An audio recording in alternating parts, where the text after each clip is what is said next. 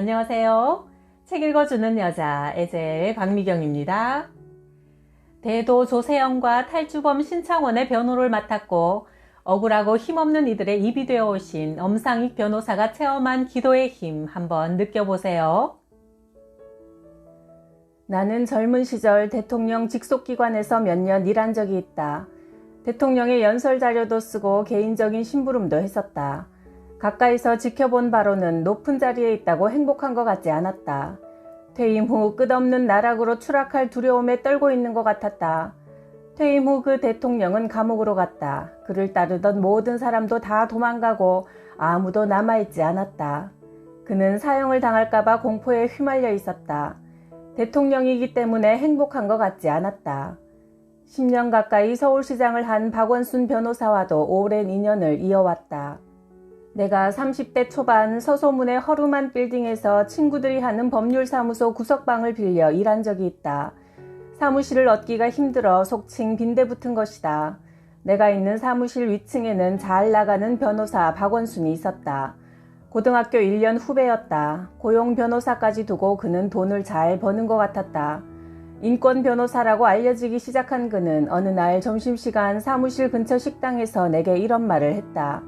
한 7년 동안 최저 생활을 견디면서 시민단체를 만들어 보려고 해요. 그러면 뭔가 결과가 나오지 않을까요?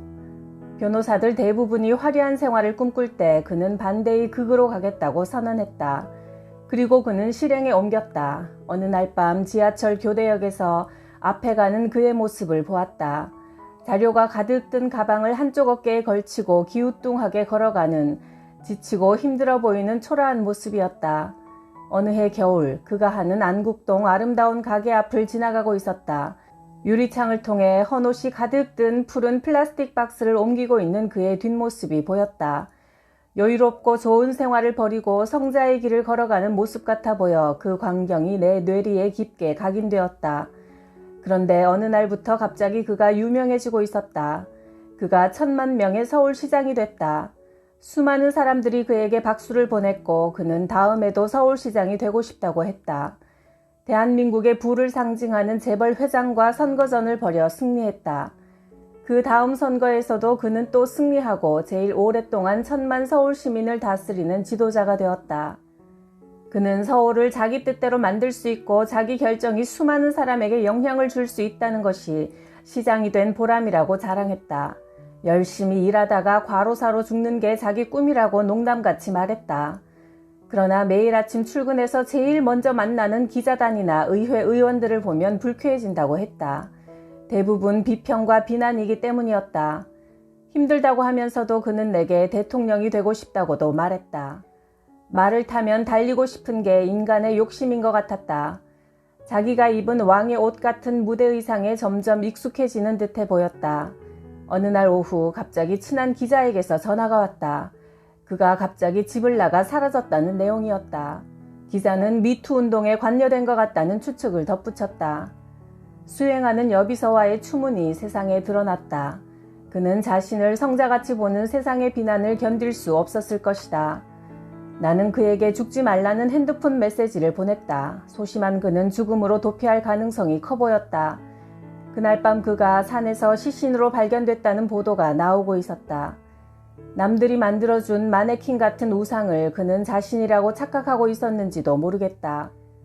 나는 서울시장 공관으로 찾아가 박원순 씨의 가족들을 만나 위로했다. 돌아오면서 시장 밑에 있던 누군가 쓴소리를 해서라도 그를 바로잡아 주었더라면 그렇게 허무하게 죽었을까 하는 안타까운 생각이 들었다. 그를 보면서 인생에서 구하지 말아야 할 것은 유명해지는 일이라는 것을 깨닫는다. 유명해지는 것처럼 불행한 건 없는 것 같다. 행복하려면 남에게 알려지지 않아야 하는지도 모른다.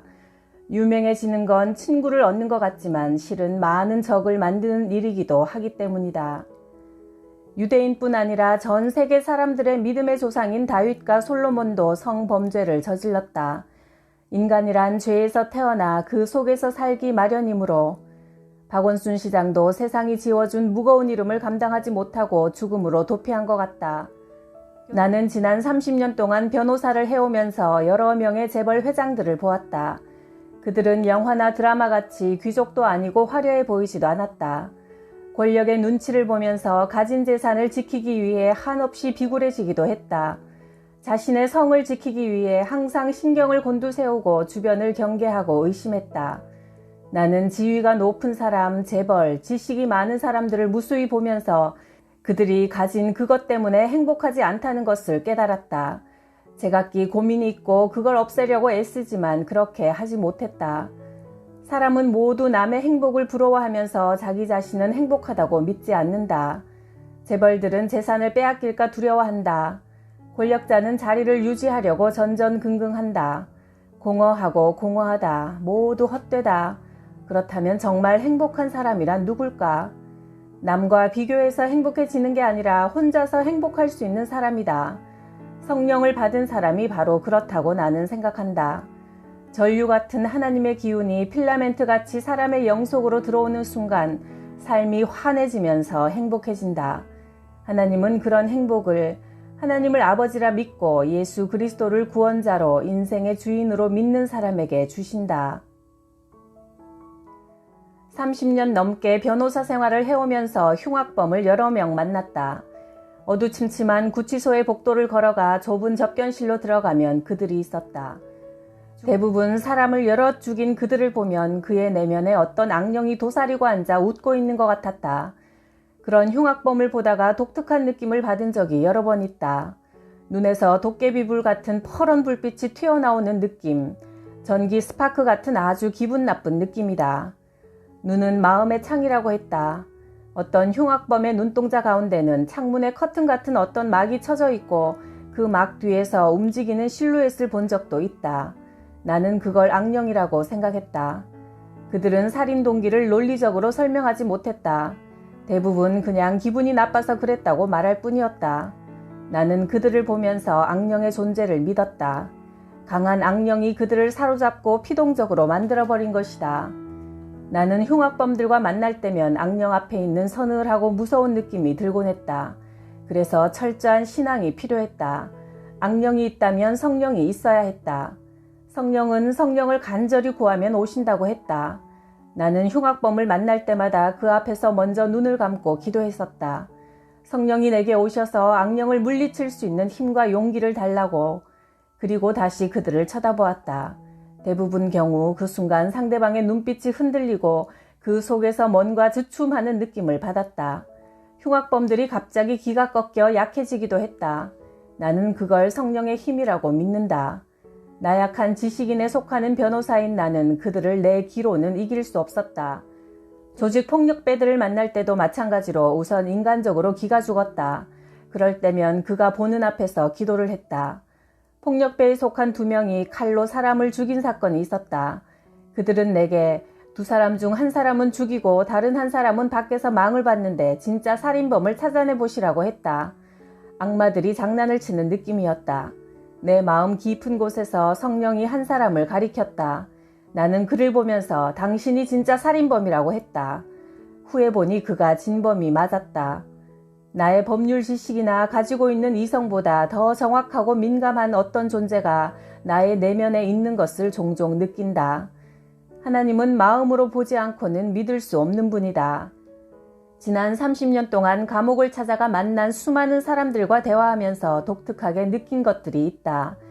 마주 앉은 어떤 사람에게서는 회색이나 검은색의 어두운 안개가 피어올라 허공을 채우는 환상 같은 것을 보았고, 또 그 반대의 경우로 겸손하고 믿음이 깊은 사람들과 만나 얘기할 때면 그 주변이 밝은 노랑빛이나 연한 녹색이 감도는 듯한 느낌을 받을 때가 많았다. 마치 화사한 미인을 대하고 있으면 그 주변이 환해지는 것 같은 느낌과 비슷했다. 사람마다 뿜어져 나오는 어떤 신비로운 기운이 분명 있는 것 같았다. 유명한 사회 명사인 어떤 여성은 얼굴도 미인이고 경력도 화려했다. 여성들은 감옥 안에서도 본능적으로 꾸미려고 한다. 변호사 접견실로 나갈 때면 연필에 흑연가루로 눈썹을 그리기도 한다. 대통령이 그녀를 인정해주고 정계 거물이 될 수 있는 여성이었다. 감옥 안에서도 화려한 말을 늘어놓고 있는 그녀의 주변에서 강한 악취와 함께 회색 안개가 피어오르는 그 느낌은 내게는 사실이고 생생했다. 한 번은 사기죄로 구속된 대학 교수를 만났다. 100억이 넘는 거액 사기꾼이라는 1심 유죄 판결이 선고된 사람이었다. 그를 처음 만났을 때 구치소의 어두운 통로 저쪽에서 그가 내 쪽으로 다가오는 모습이 보였다. 그런데 이상하게도 그의 주변에는 하얀 빛이 비치고 있었고 그가 좁은 접견실로 들어와 나와 마주 앉았을 때 그의 얼굴에서 맑은 흰 빛이 뿜어져 나왔다. 나는 그 빛을 분명히 보았다. 왜 감옥에 들어와 있습니까? 내가 그에게 선문답같이 물었다. 그는 미국에서 세계적인 첨단 기술을 연구하고 박사학위를 받았다. 그는 비닐같이 휘어지는 핸드폰이나 텔레비전을 만드는 기술의 권위자였다. 딱딱한 반도체상의 회로를 부드러운 비닐 위에 설정할 수 있는 기술을 완성한 세계적으로 인정받은 공학자였다. 그의 기술을 탐내서 거액을 투자한 인물이 로펌을 고용해 사기로 모략해서 그를 감옥으로 보낸 것이다. 정교한 모략 공작은 판사의 눈을 흐리게 만들어 그에게 중형이 선고됐다. 나는 그의 억울한 마음을 알 것 같았다. 그가 말했다. 하나님이 공학 공부만 하지 말고 감옥 안에 들어와 복음을 전하라고 하시네요. 같은 감방에 있는 분에게 말씀을 전했더니 단번에 받아들이고 무릎을 꿇으면서 세례를 베풀어 달라고 하네요. 감옥 안에서 독특한 체험을 합니다. 사기죄로 징역형을 선고받은 것은 어떻게 생각하세요? 법정에서 검사가 나를 보며 사기범이라고 하는데 속으로 놀랐어요. 검사나 판사가 많이 배우고 똑똑한 사람들이라 진실을 밝혀줄 거라 믿었는데 그게 아니더라고요. 실망스러웠죠. 그래서 이 안에서 기도를 했더니 하나님이 그 응답으로 변호사님을 보내주신 것 같아요. 그는 모든 걸 잃었다. 그동안 쌓아왔던 명예도 퇴직금도 박탈당했다. 그런데도 이상하리만큼 평안했다. 그에게서는 분명 맑고 하얀 빛이 뿜어져 나오고 있었다. 사람이 내뿜는 영혼의 빛이 있는 것 같다. 그것은 육안이 아니라 마음의 눈으로 보인다. 탐욕이나 증오가 마음을 지배하는 사람은 침울하고 어두운 검은색이나 회색이 그의 주변을 감돌았다. 사랑과 평안이 마음을 지배하는 사람은 밝고 맑은 노랑이나 녹색이 감도는 것 같다. 변화산에서 눈부신 하얀 빛으로 변한 예수님도 그런 내면의 빛이 뿜어져 나온 게 아니었을까 혼자 생각한다. 20대 절에서 고시 공부를 하던 시절 내 또래의 친구 장호준을 만났다. 서울법대를 졸업한 그의 눈에서는 항상 섬뜩한 광채가 뿜어져 나왔다. 해골처럼 바짝 마른 그는 어느 날 밤 내게 형제 많은 가난한 집에서 서울법대를 나온 장남의 등에 진 짐의 무게가 얼마나 무거운지 아느냐고 탄식하기도 했다. 그는 독할 만큼 무서운 집념을 가지고 있었고 그해 고시에 합격해 판사가 됐다. 몇 년 후 그는 판사가 싫다고 하면서 변호사 개업을 했다. 그리고 얼마 후 아파트에서 목을 메고 자살했다. 그가 며칠 전 의뢰받은 사건이 시효가 이틀 남은 사건이었는데 그는 그것을 모르고 시효 기간을 넘긴 것이다. 그 가책을 이기지 못하고 목숨을 끊어버렸다. 갑자기 고등학교 친구에게서 만나자고 전화가 왔다. 그의 아내가 암에 걸려 몸 전체에 전이 되어 몇 달 남지 않았다고 했다. 우리 부부가 왜 그렇게 악착같이 살았는지 몰라. 그가 후회 가득한 목소리로 내뱉었다.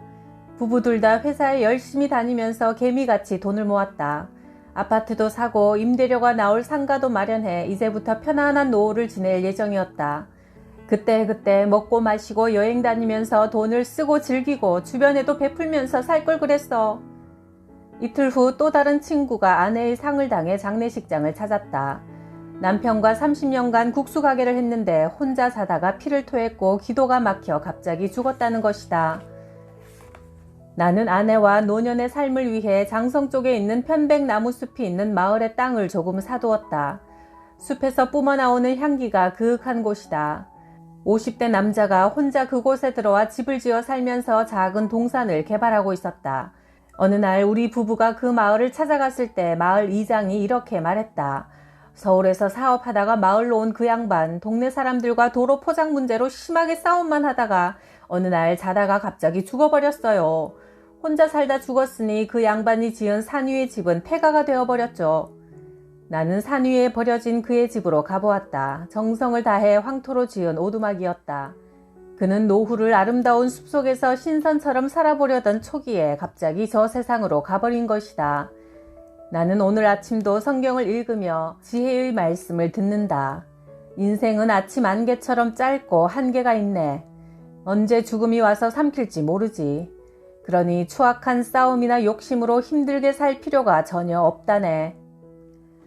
60대 어떤 남자가 죽은 후 그 집을 치우다 보니 건강보조제 약품들이 한방 가득 쌓여 있었다. 그는 오래 살기 위해 건강에 지독히 신경을 썼다. 미세먼지를 피해 교외의 아파트를 얻었고 때로는 하와이에 가서 머물기도 하고 동남아 숲속에서 지내기도 했다.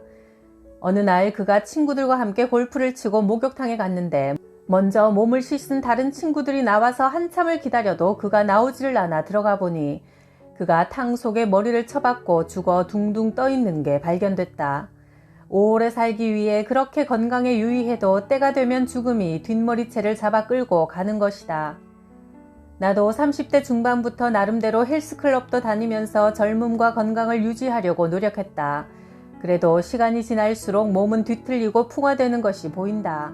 쇠도 녹이 쓰는데 육체는 말할 것도 없다. 그렇지만 진짜 나인 영혼은 산화하지 않는다고 믿는다. 우리 육체는 영혼이 입는 옷이다. 늙음을 극복하기 위해서는 영혼을 젊게 해야 한다. 성경 속의 사도 바울도 몸은 나날이 낡아지지만 영혼은 더욱 젊어진다고 했다. 눈에 보이지 않는 내 영혼을 더욱 젊게 하려면 어떻게 해야 할까? 돈과 명예, 세상 욕망을 초월해서 정신적인 만족, 마음의 평안을 추구하며 사는 일이 아닐까? 근래에 화장장에 갈 일이 자주 있다. 어머니가 돌아가시고 장모님도 가시고 선배, 친구, 후배들이 죽어 뼈가 되는 과정을 지켜보았다. 불 속으로 들어가 1시간 정도 지나면 하얀 뼈 조각으로 변하고 다시 분쇄기에 들어가 드르륵 소리가 나면서 뼈가 갈리면 한 사발 정도의 가루로 변했다. 그게 한 생을 살아온 인간의 마지막 물질적인 모습이었다. 그걸 보면서 고깃덩어리에 불과한 내 육체도 분해되고 가냘픈 호흡도 끊어져 어딘가 다른 곳으로 옮겨질 운명인 것을 예감했다. 검사로 이름을 날리던 고교 선배가 있었다. 머리도 좋고 담력도 유난히 강했다. 그는 정계로 나아가 대통령 꿈까지도 꾼 것 같다. 어느 날 우연히 백화점에서 만난 그 선배는 머리를 빡빡 밀고 모자를 쓰고 있었다. 항암 치료 중이라는 그는 이렇게 말했다. 이렇게 될 걸 내가 뭘 검사 뼈다귀를 타고 태어났다고 그렇게까지 세상에 매달려 아등바등 했는지 모르겠어. 그의 얼굴에서 짙은 후회와 허무의 그림자가 보였다. 그의 마지막 종착역도 얼마 후 화장장이었다. 갑자기 우리 인생들을 삶의 무대에서 끌어내려 저 세상으로 데리고 가는 것은 애초에 우리를 이 세상으로 보내신 하나님이다. 우리가 세상에 나왔다가 다시 없어지는 것은 마치 배우를 고용한 감독이 그를 다시 무대에서 쫓아내는 것과 같다. 사람마다 다 노년의 계획이 있다. 변호사인 내 경우는 그래도 나를 필요로 하는 사람이 있고 아직 법정에 설 수 있을 때 몇 사람이라도 성실하게 돕고 싶다.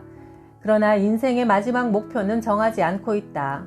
내 인생이라는 연극을 언제 끝낼 것인가는 나를 고용하고 해고할 시기를 정한 하나님의 뜻에 달려 있으니 내가 상관할 바가 아닌 것이다. 아버지가 중환자실에서 이틀쯤 지냈을 때 아침에 찾아간 내게 아버지가 뜬금없이 이런 말을 했다.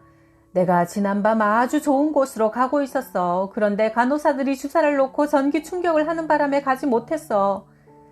담당 의사는 지난 새벽 아버지의 심장이 일시적으로 멎어 전기 충격을 가했다고 했다. 나는 좋은 곳으로 가고 있었다는 아버지의 한마디가 너무 신비했다. 아버지는 분명 어떤 세계를 보신 것 같았다. 아버지, 정말 그런 좋은 세계가 있어요? 응, 있어. 아버지는 고개를 끄덕이면서 죽음 이후의 세계를 확신하는 표정으로 말했다. 전기 충격을 받아보니까 사람 죽이는 거더라. 어차피 한 번 가는 건데 2번 죽을 필요 없지. 의사 보고 하지 말라고 해라. 아버지의 명령으로 나는 전기 충격을 거절했다. 그리고 아버지는 돌아가셨다. 좋은 세상이 있더라는 아버지의 한마디는 30년이 지난 지금까지 내 뇌리에 깊이 각인되어 있다. 인간이 가진 생명력의 본질은 영혼이다. 육체가 영혼을 가졌다고 생각하지만 그렇지 않다. 영혼이 육체를 가진 것이다. 영혼은 육체가 제 할 일을 다 했음을 알면 그것을 얼룩이 묻은 옷처럼 벗어버린다.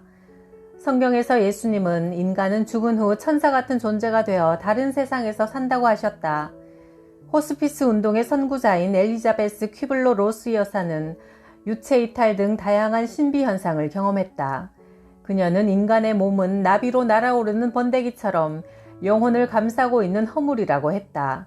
의학적으로 죽었다가 다시 살아난 수많은 사람들의 공통점은 그들은 이제 더 이상 죽음이 두렵지 않다고 말한다는 것이다. 내가 30대 중반 무렵 대통령을 보좌하는 정부기관에서 일하던 때 스위스 제네바의 작은 호텔에서 혼자 한 달을 지낸 적이 있다. 일 때문에 출장을 갔지만 시간이 많이 남았다. 오후가 되면 레만 호숫가로 나가 산책했다. 수정같이 맑고 투명한 물이 찰랑거리고 호수 바닥의 자갈들이 햇살에 일렁였다. 제네바 사람들의 사는 모습은 지구 반대편 끝 서울에 살던 내 주변과는 너무나 달랐다. 낮이면 가게에서, 회사에서, 관청에서 일하던 사람들이 노을이 질 무렵이면 레만 호숫가로 나와서 벤치에 앉아 붉게 물들어가는 호수를 보며 삶의 여백을 즐겼다. 그들의 평화롭고 조용한 일상이 내게는 정신적인 충격이었다. 그들과 비교한다면 나는 굉음이 울리는 공장 안에서 바쁘게 돌아가는 조금의 여유도 없는 삶을 살고 있었다. 내 또래의 대부분이 사다리를 오르지 못하면 떨어져 낙오된다는 강박감으로 불안하고 조급하게들 살았다. 내 아파트 한 채를 가지기 위해 젊음을 바꾸었고 친구들은 임원 자리를 얻기 위해 사장 앞에서 굴종하는 노예 생활을 했다. 공직자도 인사권을 쥐인 상관 앞에서 마찬가지였다. 나는 그런 환경을 너무 당연한 것으로 알고 살았다. 숲을 빠져나와야 숲이 보이듯 나는 제네바의 레만 호숫가에서 처음으로 나와 주변의 모습을 객관적으로 깨달은 것이다. 그 무렵 나는 리차드 버크가 쓴 갈매기의 꿈이라는 책을 읽었다. 갈매기 조나단은 갈매기들이 선창 쓰레기 더미에 몰려 먹이 다툼하는 게 싫었다. 어선 주변에 몰려들어 어부들이 던져주는 먹이를 먹는 것도 싫었다. 그래서 혼자 떨어져 나와 나는 연습을 했다. 오늘은 이만큼, 내일은 저만큼, 마침내 그는 높은 하늘을 날게 됐다. 나는 돌아오는 비행기 안에서 사표를 쓰기로 결심했다. 현실적인 출세의 지름길이었지만 내게 있어 그곳은 갈매기가 먹이를 구하는 선창이었다. 더 이상 위에서 던져주는 편한 먹이를 기대하지 않기로 했다. 십리를 날아가 콩 하나를 구해 먹더라도 내가 직접 땀 흘려 먹고 살기로 결심했다. 갈매기 조나단같이 하늘을 나는 연습을 어떻게 하면 될까 생각해 보았다. 진리가 담긴 성경을 읽는 것이 하늘을 나는 연습일 것 같았다. 나는 그때부터 매일 성경을 읽고 또 읽었다. 파스칼은 성경을 읽는 중에 하나님이 그의 영혼 속으로 들어오는 체험을 했다고 한다. 나도 그런 하늘나라를 오르고 싶었다. 나는 20대 군대에서 최전방 철책선 부대에 근무하면서 우연히 책상 위에 놓인 작은 성경 속에서 하나님을 만났다. 그분은 진흙으로 자기가 빚고 싶은 작은 그릇을 만들었고 그게 나라고 계시같이 알려주었다. 그릇이라는 도구에 불과한 나는 나를 만드신 그분의 뜻에 따를 수밖에 없다는 생각이 들었다. 간장 종지가 자기는 국그릇이 되겠다고 고집을 피울 수 없고 요강이 밥그릇이 되겠다고 하면 내던져져 깨질 우려도 있는 것이다. 주인에게 거스르는 짓이기 때문이다. 나는 받아들이고 순종하는 믿음을 가지려고 애썼다. 믿음이 없으면 바닥 짐이 없는 배와 같은 신세다. 바닥이 가벼워 전복되기 쉽다. 나는 마음속 깊은 곳에 창조주 하나님을 모셔두고 뿌리를 뻗어 영원한 생명을 흡수하고 싶었다. 세상이 좌우로 나뉘어 서로 패를 짓고 이념화 집단화해서 싸운다. 나는 하나님과 함께 혼자 나의 길을 걸어가는 사람이 되고 싶다. 예전부터 우리 조상들은 팔자에 업고 자기 능력에 붙이는 일은 하지 말라고 했다. 사람마다 하나님이 준 자기 몫이 있고 하나님이 만든 자기 그릇에 크기가 있다. 그 그릇에 자기에게 주어진 몫을 채우면 넘치지도 않고 모자라지도 않게 한 세상을 평안하게 살 거라고 생각한다. 시간이 흐르고 보니 글 쓰는 변호사가 나의 천직인 것 같다. 인생의 성공이란 무엇을 하든 그게 하나님이 부여하신 나의 천직인 줄 알고 그것을 실천하는 일이 아닐까. 나는 매일 아침 성경과 더불어 일본의 신앙인 우찌무라 간조가 쓴 책을 몇 장씩 읽는다. 그는 이렇게 말한다. 돈은 타인에게 속박되지 않을 만큼만 있으면 돼. 하나님 안에서 주어진 일을 성실히 하면 그 정도는 반드시 주신다고 생각하네. 세상을 살아가는 버팀목이 되는 것은 하나님에 대한 믿음이다. 믿음이 없는 자의 생애는 수평적이다. 도움이 좌우를 둘러싼 사람에게서만 온다. 그게 끊어지면 그는 죽고 만다. 그렇기 때문에 그는 세상을 두려워한다. 그러나 하나님을 믿는 자의 생애는 수직적이다.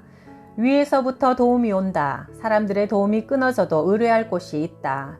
그래서 믿음의 사람은 세상을 두려워하지 않는다. 나는 30대 중반부터 지금까지 성경을 끊임없이 읽어왔다. 매일 아침 성경을 두세 장 읽는 것이 나의 기본적인 영적 양식이다. 성경은 인간의 이성이나 논리 지식으로는 도무지 알 수 없는 책이지만 그래도 그 속에는 어떤 신령한 힘이 분명히 있는 것을 느낀다.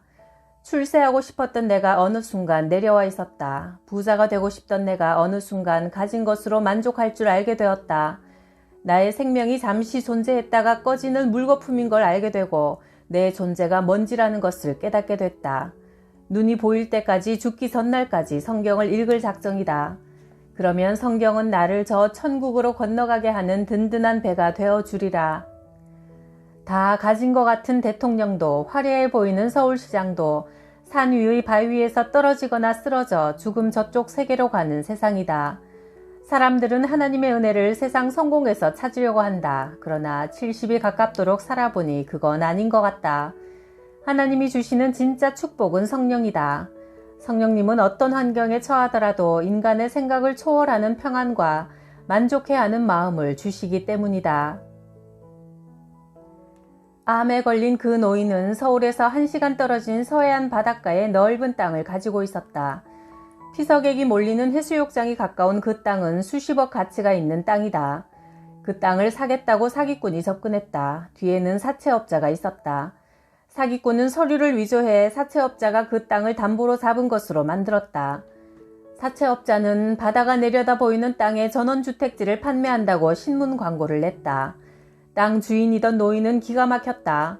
자기 소유의 해변가 땅이 경매되고 조각조각 분할되어 분양되고 있는 것이다. 그가 사채업자를 상대로 소송을 제기했다. 1심 법원은 사채업자의 손을 들어주었다. 모든 서류가 합법적이라는 판결 내용이었다. 변호사를 하다 보면 악의 손을 들어주는 판결이 드물지 않았다. 항소를 제기한 노인이 내 사무실을 찾아왔다. 어떻게 저를 알고 오셨습니까? 엄 변호사를 찾아가면 하나님이 돕는 사람이기 때문에 꼭 이길 거라고 말해준 사람이 있었습니다. 저는 그걸 믿습니다. 저는 지금 돈이 한 푼도 없습니다. 변호사 계약금으로 10만 원 낼 능력도 없습니다. 그래도 사정합니다. 해주십시오. 사건을 맡을지 아닐지는 저도 하나님께 물어보고 결정하겠습니다. 나는 그날 저녁 기도했다. 내가 맡을 사건인지 물었다. 그 노인의 사건을 맡으라는 감동이 왔다. 내 속에 계신 성령님은 감동으로, 생각으로, 양심으로 내게 응답의 메시지를 전해주시곤 한다. 일을 맡되 성공 보수나 나중의 대가를 계산하지 말고 철저히 값없이 해주어라. 성공하면 노른자 땅의 일부라도 얻을 수 있는 사건이기도 했다. 주님은 그런 욕심을 조금도 가지지 말라고 하셨다. 며칠 후 그 노인이 다시 찾아왔다. 어떤 조건도 달지 않고 어떤 대가도 약정하지 않고 이 사건을 맡도록 하겠습니다. 그렇게 나는 노인과 사건 계약을 했다. 한마디로 무료 변호 약정이었다. 민사사건에서 큰 재산을 놓고 그런 계약을 하는 것은 내 경험에 비추어 봐도 터무니없는 행위였다. 그러나 나는 깊은 내면에서 오는 직감에 그냥 따르기로 했다. 2년 가까이 법정에서 치열한 다툼이 있었다. 단순한 개인 사채업자가 아니라 회사를 차려놓고 하는 전문 선수들이었다. 그들은 크라우드 펀딩이라고 해서 그 땅을 밑밥 삼아 도시의 여러 명에게 낚시를 던지고 있었다. 욕심을 내려놓고 하는 소송에서는 특이한 체험을 하곤 한다. 심리할 때마다 상대방의 약점이 생생하게 보이는 것이다. 돈이 걸려 있을 때는 보지 못하던 많은 것들이 디지털 영상처럼 리얼했다. 심지어 법정에 나온 상대방 변호사의 마음까지 투명하게 들여다보여서 상대방이 견고하게 쌓은 성의 약점이 발견될 때마다 집중해서 포격했다. 마침내 그들의 성벽이 무너지고 성문이 열렸다. 그리고 승리했다. 변호사로서 희열을 느끼는 순간이다. 하나님을 믿는다고 하는 건 억울하고 힘든 사람을 대가 없이 도와주는 것, 그게 사랑이 아닐까 그런 생각을 해보았다. 권력자도 부자도 지식인도 행복하지 않고 하나님을 믿고 성령으로 충만한 자가 가장 행복하더라는 엄상익 변호사님의 증언대로 가장 행복한 사람 되시기를 바랍니다. 구독, 좋아요, 댓글로 저를 행복하게 해주셔서 감사해요.